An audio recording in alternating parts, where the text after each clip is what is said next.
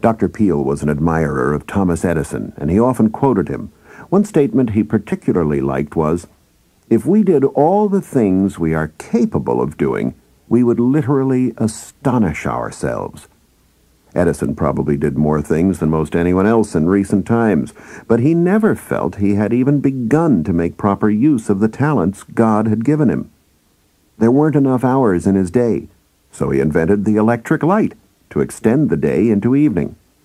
Edison had emotion and passion, and he was an excited participant every day he was on this earth. Dr. Peel had that same sort of excitement about the things he did and the people he met, but he realized that others weren't always on the same wavelength. Some people are not very excited about anything. Mrs. Peel and I were in a hotel in Denver the other morning, and we went down for breakfast into this beautiful dining room. It sparkled. They were even polishing off the menus. It was a beautiful dining room. Everything sparkled. The silver was exquisite, and the sun was streaming in the window. And the waitress came up with a very dour look, and she took our order, and she said, "I suppose you're in a hurry." I said, "You guessed it." And she brought it back, and it was a beautiful breakfast, and I said to her, "Ma'am, have a good day today." She says, "Not a chance."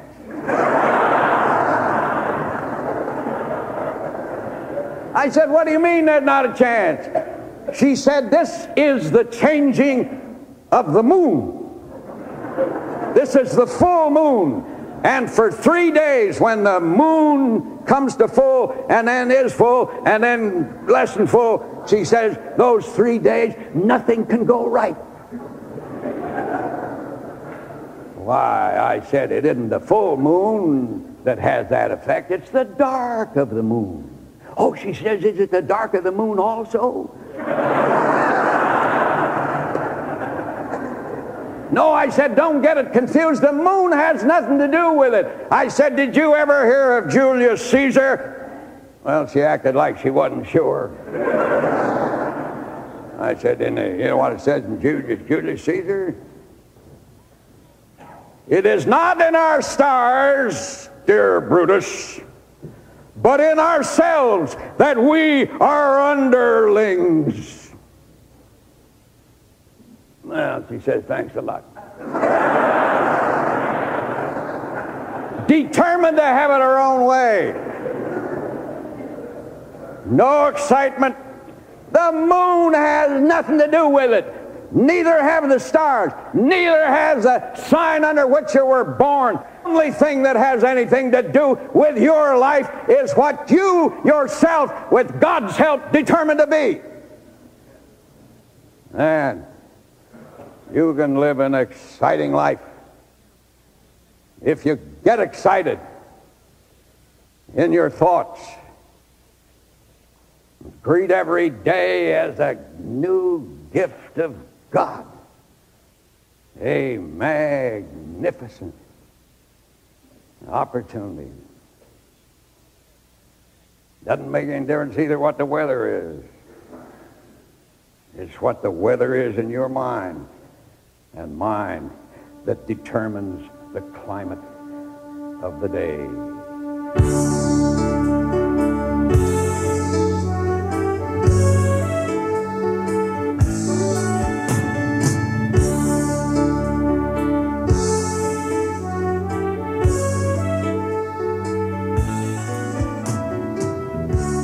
Too many people skim the surface of life and never find out what lies below.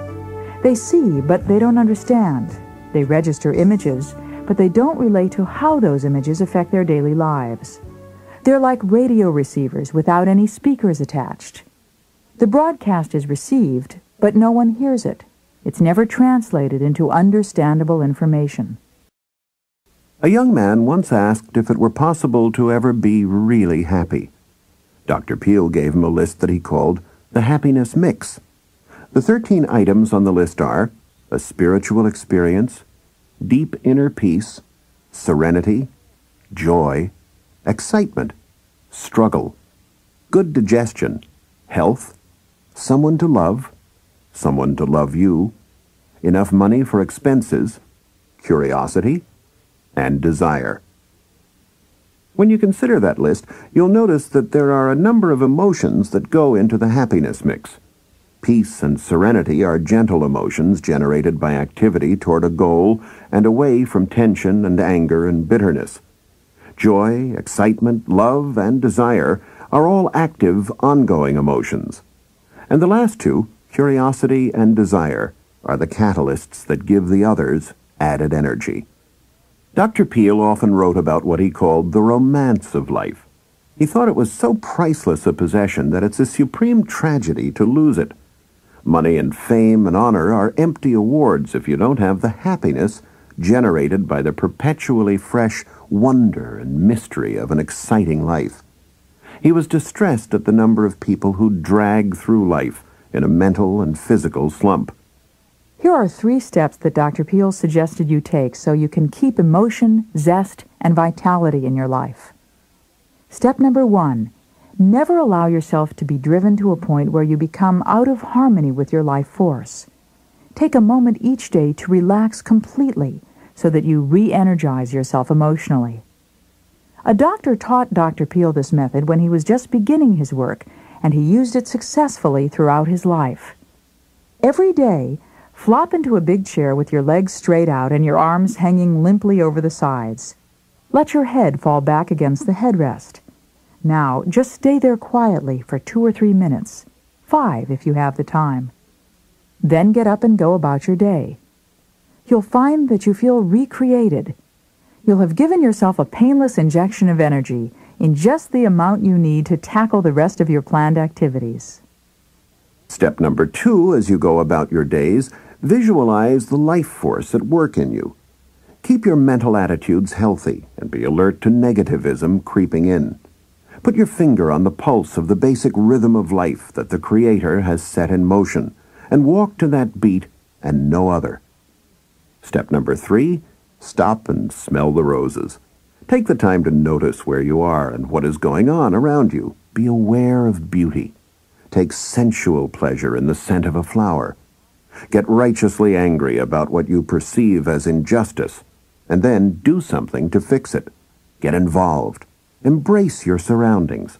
Live every moment you have on this earth. I know someone who actually carried a camera with him for a week and took pictures of everything he noticed that aroused an emotion in him. The pictures were amazing. They ranged from a rundown tenement building to a sunrise over the lake, to a store window full of puppies and kittens, and on and on. In fact, after the week was over, he continued to have a camera nearby all the time, because he says that when he captures the moment on film, it's easier to call up the emotion. It wasn't long before he had a marvelous photograph collection and a new lease on life. That's a great idea, and one that we could all copy very easily. I've found that often the objectives to being filled with positive emotion come from people who've encountered hardships. They see life as being an endlessly gray day with nothing to brighten it. Well, you can be sure that Dr. Peel had an answer for that. But you may say, my life is hard. I'm in sorrow. I don't feel good. I'm frustrated. I've been disappointed. I haven't been treated well. What then? You take that and you package it up and you give it into the hands of the good God who loves you. And you say, this is the part of the way